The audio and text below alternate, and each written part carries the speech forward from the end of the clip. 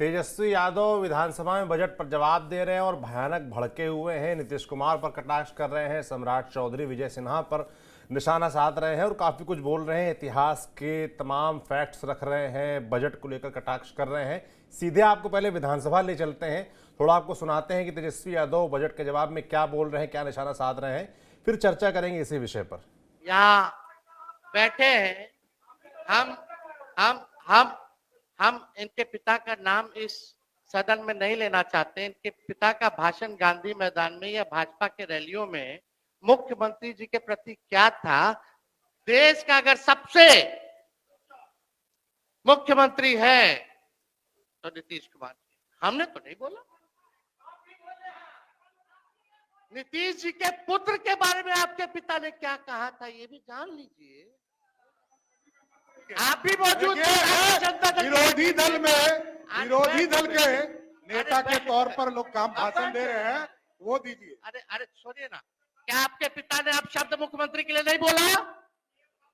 खड़ा होके बोलिए नहीं बोला, खड़ा होके बोलिए नहीं बोला, खड़ा होके बोलिए नहीं बोला, खड़ा होकर के बोलिए नहीं बोला, खड़ा होकर के बोलिए नहीं बोला। आपके पिताजी ने क्या क्या बोला? अरे बोला तो बोला। अरे आपके पिताजी ने क्या क्या बोला? छोड़िए ना। अरे बिहार को लूट लिया, आपके पिताजी ने बिहार को लूट लिया, गरीबों वंचितों को लूट लिया, पूरा बिहार लूटने वाला आपका परिवार। उसी समय आप मंत्री बना गए थे जो हल्ला हुआ। बैठिए। मैं तो जेल में होके आया हूँ, लालू प्रसाद जी ने हमको जेल भी भेजा है, वो दिन भी याद रखता हूँ। समझ गए? और नीतीश कुमार जी के नेतृत्व में ही आखिरी बार चुनाव कौन पार्टी से जीते? पार्टी से क्या होगा? कौन पार्टी से जीते? आप बेफिक्र रहिए, ये गलतफहमी में मत रहिए। आखिरी बार पार्टी हमारे दल से जीते, उसके बाद हारना ही तय है। आप कोई राजा है क्या? अरे पहले तो यह समझ लिए लोग आप उप मुख्यमंत्री हैं, बैठ जाइए। नहीं है। तो तेजस्वी यादव बता रहे हैं लगातार कि देखिए लालू यादव यानी कि उनके पिता जब मुख्यमंत्री थे तो उन्होंने क्या कुछ काम किए थे और उसको लेकर सामने से सत्ता पक्ष के जो विधायक हैं वो नाराजगी जाहिर कर रहे हैं कि नहीं, कुछ नहीं हुआ था। इससे पहले भी काफ़ी गहमा-गहमी हुई, सीधे निशानेबाजी की गई सम्राट चौधरी की तरफ, विजय सिन्हा की तरफ। नीतीश कुमार से कहा गया, तेजस्वी यादव ने कहा कि भाई आप ये बताइए कि भाषण तो आप हमेशा एक तरीके के देते हैं, उनको पूरी उम्मीद है कि फिर से वैसा ही भाषण रिपीट किया जाएगा। कटाक्ष कर रहे थे। आज पंकज जी काफ़ी एग्रेसिव नजर आ रहा है तेजस्वी, साफ तौर पर नजर आ रहा है कि ये विधानसभा के अंदर जो जवाब दे रहे हैं उससे ज़्यादा वो जो एक पिच तैयार कर रहे हैं आने वाले चुनाव के लिए, उसकी तरफ इशारा दिख रहा है साफ तौर पर, जिस तरीके से निशाना साध रहे हैं।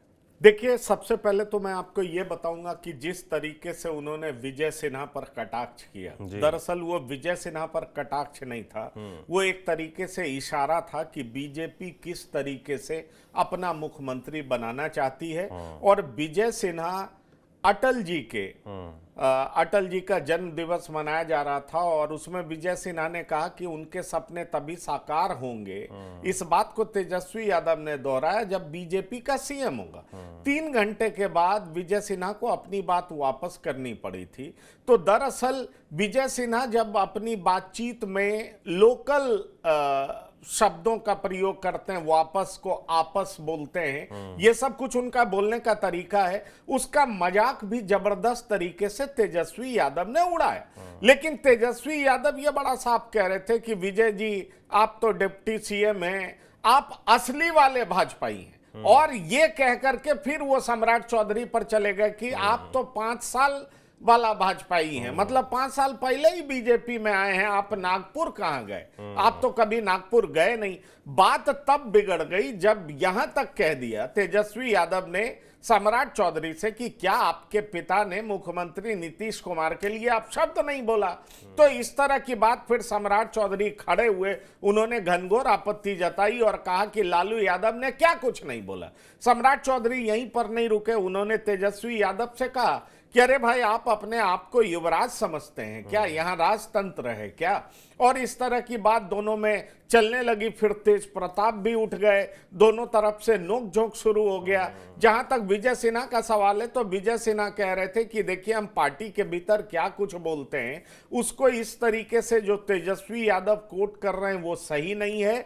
कुशासन को खत्म करने के लिए, जंगल राज को खत्म करने के लिए एनडीए का शासन जरूरी था और यही अटल जी सोचते थे। तो दरअसल दोनों तरफ से इस तरह की बात शुरू हो गई और उसके बाद तेजस्वी यादव का कॉन्फिडेंस देखते हुए इसलिए बन रहा था क्योंकि वो मुख्यमंत्री को भी निशाने पर ले रहे थे। तेजस्वी यादव जानते हैं कि मुख्यमंत्री अब पुराने वाली स्थिति में नहीं, इसलिए वो कह रहे थे कि घिसा पिटा बात करते हैं, 2005 से पहले क्या था बार बार उसको रिपीट करते हैं। 20 साल से मुख्यमंत्री हैं, उनको बताना चाहिए कि बिहार की स्थिति क्या है।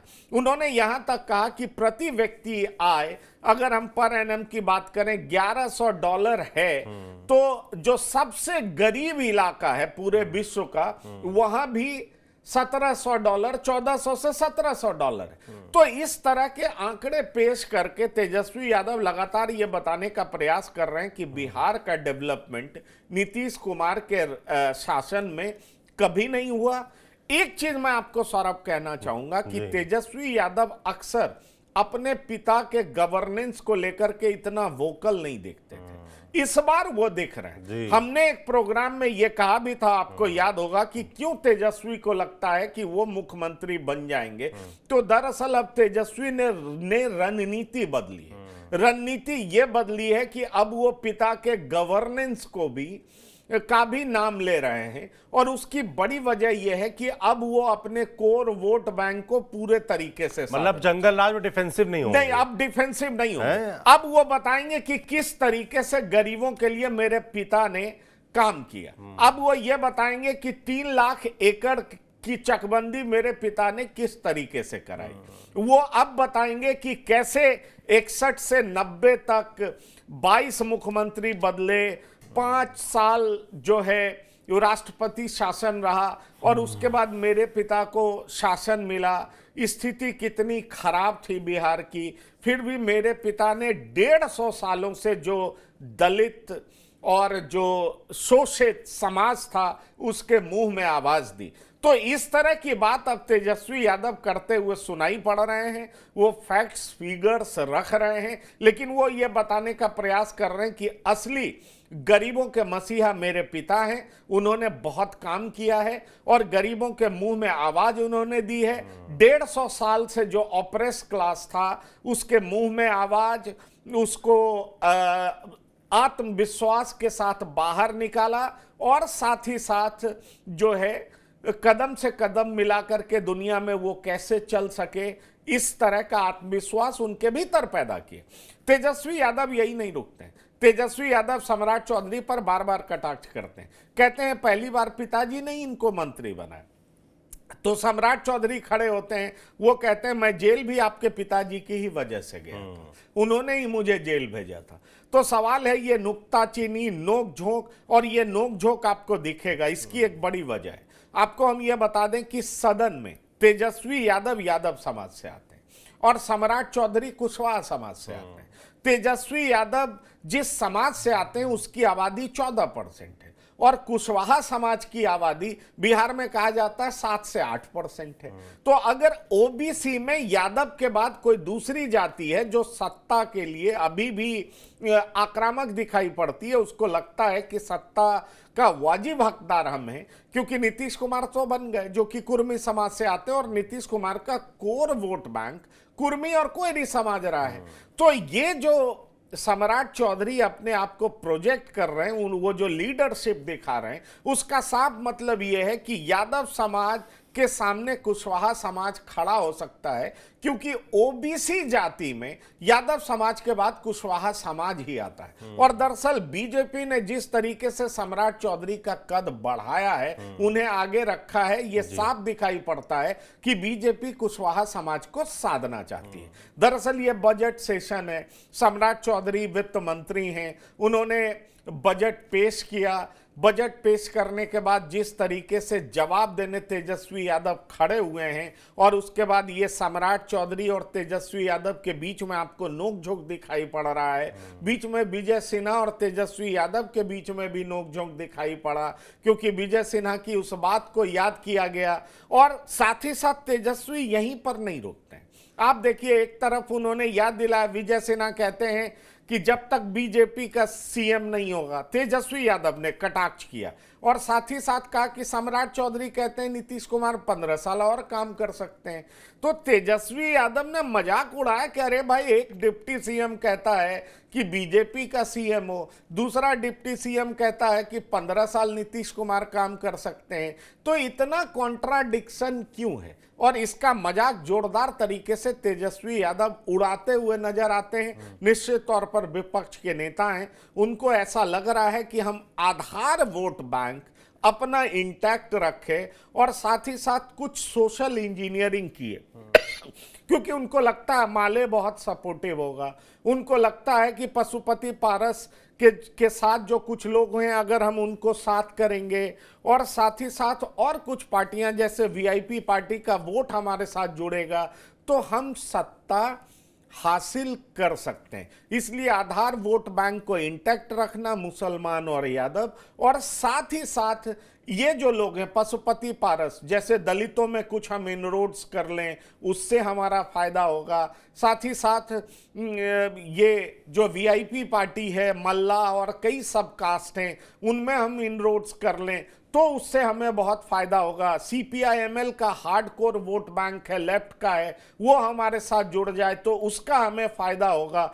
तो इसी रणनीति के तहत तेजस्वी यादव काम करते हुए दिखाई पड़ रहे हैं और इसलिए उनका ये स्पीच आप सुन पा रहे हैं जिसमें वो खुल करके कह रहे हैं कि मेरे पिता के राज को जंगल राज कहा जाता है। 2005 से पहले ऐसा था वैसा था, लेकिन 2005 से पहले स्थिति बहुत बेहतर थी और जो 20 साल से मुख्यमंत्री हैं वो कुछ बोल पाते नहीं हैं, अपने काम को गिना नहीं पाते हैं, बता नहीं पाते हैं, तो फिर वो वापस वही रिकॉर्डिंग उनका घिसता रहता है। पहले कुछ था जी, ये जो तरीका है मुख्यमंत्री जो आजकल बोलते हैं, उस पर तेजस्वी यादव सीधे तरीके से कटाक्ष करते हुए दिख रहे हैं। कटाक्ष करते दिख रहे हैं और जाहिर सी बात है जो पंकज जी ने बात बताई कि भाई तेजस्वी यादव ने आप अपना लाइन लेंथ तय कर ली है कि जंगल राज वाले मैटर पर जब लालू यादव को दौर याद दिलाया जाता है तो डिफेंसिव नहीं होना है। जो गवर्नेंस के उनके काम है लालू यादव के वक्त के दौर के, उनको पेश करना है। अब सत्ता पक्ष उसको किस तरीके से लेती है, जाहिर सी बात है कि वो नाराज होगी और एग्रेसिव होगी। उधर से भी शोर शराबा चल रहा है, विधानसभा का मामला एकदम गरमाया हुआ है। मगर इसी बीच जब हम चर्चा करते हैं कि तेजस्वी यादव नीतीश कुमार पर निशाना साध रहे हैं कि भाई उनका भाषण एकदम वैसा ही होगा, पुराना जैसा ही होगा, रट्टा मार के आते हैं, विधानसभा अध्यक्ष को भी याद हो गया, पत्रकारों को भी बताया गया अगली लाइन वो क्या बोलने वाले हैं, इस तरह कटाक्ष कर रहे थे। उस बीच एक चर्चा राजनीतिक जानकारों के बीच बिहार में ये भी रहती है कि यही नीतीश कुमार अब भी उतने ही जरूरी और प्रिय है आरजेडी के लिए अगर उनको सरकार बनानी है, और लालू यादव और राबड़ी देवी अब भी ये चाहते हैं कि भाई कैसे भी नीतीश कुमार हमारे साथ आ जाए तो ठीक रहेगा, पुत्र मुख्यमंत्री नहीं, ये चाहते नहीं है। कल राबड़ी देवी ने विधान परिषद में बोला है भाई। जी, राबड़ी देवी ने यह कहा कि आप भाजपा का साथ छोड़िए, हम आपके साथ आ जाएंगे। आप मेरे साथ आ जाइए नहीं, हम आपके साथ आ जाएंगे और आप भाजपा का साथ छोड़िए। दरअसल देखिए, लालू प्रसाद बड़े मंजे हुए राजनीतिज्ञ हैं और राबड़ी देवी लालू प्रसाद के ही शब्दावली का उपयोग कर रहे हैं। और दरअसल राबड़ी देवी ये मैसेज दे रही हैं कि भाई आप बीजेपी का साथ छोड़िए और हम आपके साथ आ जाएंगे, मतलब आप मुख्यमंत्री बनिए, हम आपके साथ रहेंगे। जैसे बीजेपी आपके साथ है, हम वैसे आपके साथ रहेंगे। देखिए, इसके दो मायने। एक तो यह है कि नीतीश कुमार बहुत इंपॉर्टेंट है और यह सच बात भी है। नीतीश कुमार आज चाह लेंगे तो लालू प्रसाद दौड़े दौड़े उनके साथ गठबंधन कर जी, और नीतीश कुमार की यही महत्ता है और नीतीश कुमार ने इसका भरपूर लाभ भी उठाया है पिछले 20 सालों। इस बात से कोई क्रेडिबिलिटी भी गंवाई है। जी हाँ, लेकिन इससे क्रेडिबिलिटी भी गंवाया गया है, क्योंकि अगर आप पिछले 5 साल की भी बात करें तो 5 साल में 2020 में एनडीए के साथ, 2022 में महागठबंधन के साथ, फिर 2024 में एनडीए के साथ और अब 2025 में विधानसभा जाएंगे। तो ये बार बार अदला बदली से नीतीश कुमार के क्रेडिबिलिटी पे फर्क पड़ा। क्रेडिबिलिटी और कास्ट अरिथमेटिक अलग चीज है। वही मैं कह रहा हूं, लेकिन उनका 13-14% वोट उनको बहुत ही इंपॉर्टेंट बनाता है। लालू प्रसाद इस बात को मानते हैं कि नीतीश के आने से बीजेपी को बहुत बड़ा नुकसान हो। सिर्फ बिहार में ही नुकसान नहीं होगा, आप ये देख लीजिए देश के स्तर पर भी नुकसान हो, और इसीलिए राबड़ी देवी इस तरह की बात कर रही हैं। लेकिन तेजस्वी यादव को लगता है कि नीतीश अब आने से रहे, इसलिए तेजस्वी यादव इस तरह की पोस्चरिंग कर रहे हैं। उनको लग रहा है जो मौजूदा स्वरूप है उसी में हम क्यों नहीं राजनीति कर लें। और राबड़ी देवी जो तेजस्वी जो नीतीश कुमार को इनविटेशन देती हुई दिखाई पड़ती है, इसके मतलब भी हैं सौरभ। इसके मतलब ये हैं कि जो 10 से 12% वोट मुसलमानों का भी मिल जाता है नीतीश कुमार को, तो एक मैसेज मुस्लिम समाज को भी देना है कि देखिए हम तो सत्ता छोड़ने को तैयार हैं, बीजेपी को वो छोड़े, हम इनको मुख्यमंत्री बनाने को तैयार बैठे हैं, लेकिन फिर भी ये उधर उनके गोद में जा करके बैठे। तो दरअसल एक जो 10-12% जो नीतीश को मॉडरेट चेहरा देखते हुए वोट कर देता है, उस वोट को भी अपने तरफ खींचने की कवायद के रूप में आप इसको देख सकते हैं। मतलब एक तीर से दो निशाना, नीतीश आ गए तो बल्ले बल्ले, और नहीं आए तो एक समाज में मैसेज जाएगा कि भैया नीतीश को हम अभी भी अपनाने को तैयार हैं, क्योंकि हमें बीजेपी को पटकना है, बीजेपी को सत्ता से दूर करना है। लेकिन आप कह रहे हैं नीतीश सपोर्टर में कुछ वोट बैंक ऐसा भी हाँ, है जो बीजेपी को पसंद नहीं करता, बीजेपी को पसंद नहीं करता, पर उन पर डोरे डालने का वोट प्रयास देता है। हाँ। तो उन पर भी डोरे डालने का प्रयास है कि भाई वो हमारी तरफ आ जाए, इसलिए इस तरह का चेहरा दिखाने का प्रयास किया जा रहा है कि नीतीश जो है हमको बहुत पसंद है, हमारे लिए बहुत जरूरी है, आ जाए, हमें बिल्कुल खुले दिल से स्वीकार है, इसलिए आप कह रहे हैं कि ये नैरेटिव पेश करने का प्रयास किया जाए। दूसरी तरफ तेजस्वी यादव जो भयानक तरीके से एग्रेसिव है और उनको इसकी संभावना कम लगती है कि नीतीश आएंगे, इसलिए वो अपना अलग खेल खेल रहे हैं, अलग चाल चल रहे हैं। अलग कल हमने ये बताया भी था कि तेजस्वी के दिमाग में कैसे प्रशांत किशोर वाली थ्योरी चल रही है, कैसे उनको लगता है कि बीजेपी डैमेज करेगी, जेडीयू को उतनी सीटें ना आ पाए, वहाँ पर हम फायदा उठाएं। तो तेजस्वी अलग दिमाग लगा रहे हैं, उनके माता पिता अलग दिमाग लगा रहे हैं, और यही है बिहार की राजनीति। तो भैया विधानसभा चुनाव आने वाले हैं, उससे पहले ये बजट सेशन चल रहा है बिहार विधानसभा के अंदर, जहां पर तेजस्वी यादव आज जवाब दे रहे थे बजट को लेकर। अब नीतीश कुमार भी जवाब देंगे, नीतीश कुमार क्या कुछ बोलेंगे ये बिल्कुल देखने वाला होगा। सबकी नज़र मुझे लगता है पूरे बिहार की नज़र रहेगी, हमारी भी नज़र रहेगी। जो बोलते हैं उस पर भी हम ज़रूर आपके सामने लेके आएंगे कि क्या उसके मायने हैं। आप देखते रहिए TV9 डिजिटल। शुक्रिया।